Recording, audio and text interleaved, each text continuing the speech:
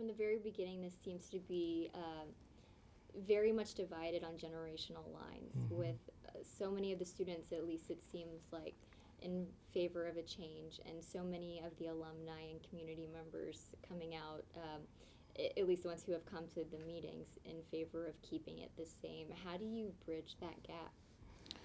Well, I'm not sure I can bridge that gap. Obviously, there are strong positions on either side of the issue.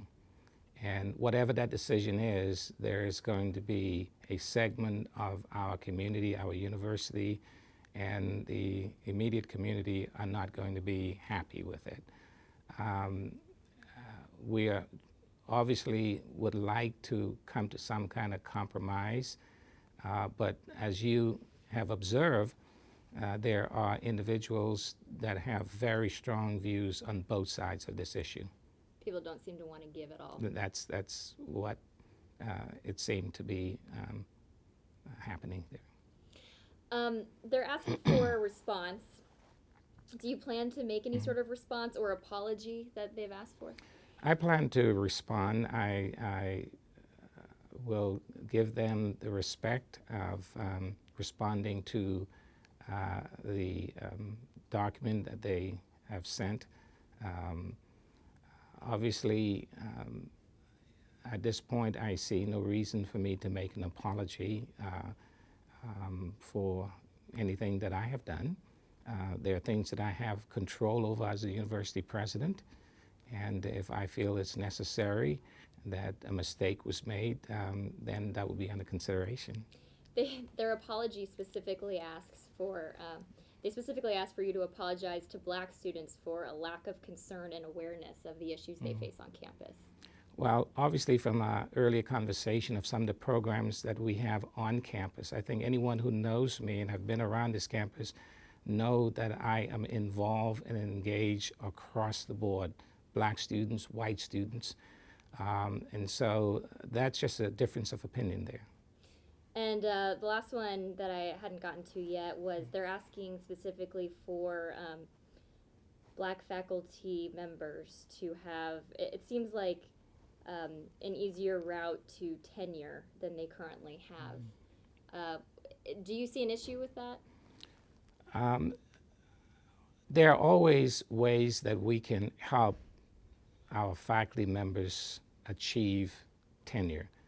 We do workshops now through our Faculty Development Center that provide advice and support for faculty going through the tenure process.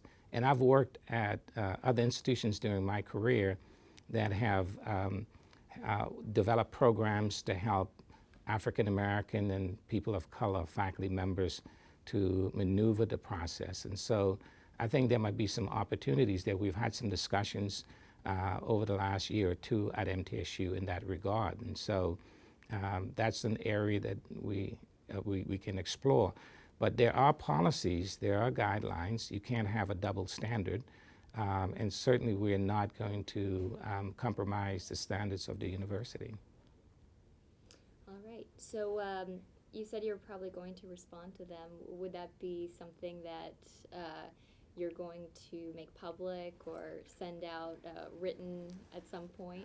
I haven't decided yet how the format in which.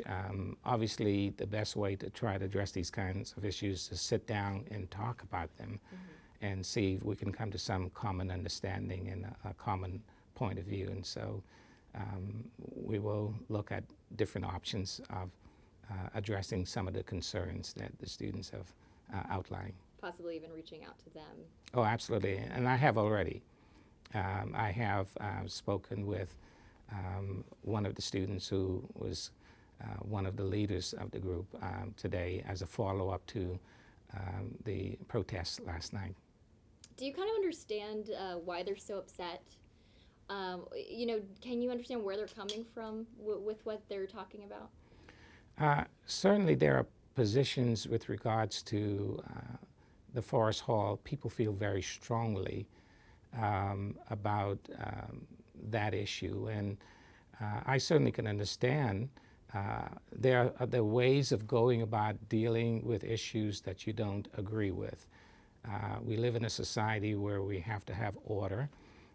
It's a democratic society. People have a right to express their views, regardless of how repugnant those views are, as long as it does not cross the line in terms of violence or injury to individuals. And so I'm always one that encourage students to express themselves in an appropriate way. And so, yes, I could understand how some of them can be upset because what they feel and how passionate they are about the issue that they are expressing. It sounds like you just would perhaps direct them to express that frustration in a more democratic way. Yes, because they have the right to protest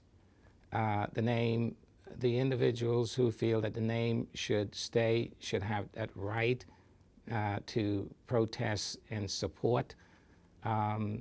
And part of this society is that we hear voices, all the stakeholders, and then eventually a decision has to be made. I also want to point out that this decision doesn't entirely rest with the university president.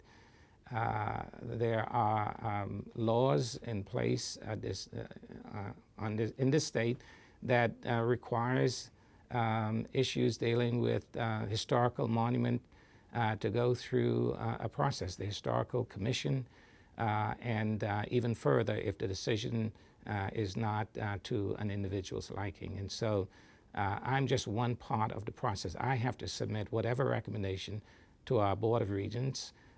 Then the board will determine whether or not it will accept my recommendation. Then it goes from there to the historical commission. And if that is not satisfactory to any of the parties, I think they also have the opportunity to go to the courts. And so this is not just a simple issue where the president can make that decision unilaterally and not consult with others in the process. This could be a decision that drags out to after all these students graduate. Absolutely, absolutely. And I try to explain that to the students. I use the example of the bus of Nathan Bedford Forrest in the Capitol. The governor has expressed his opinion about it. The bus is still there because there's a process that's involved in that.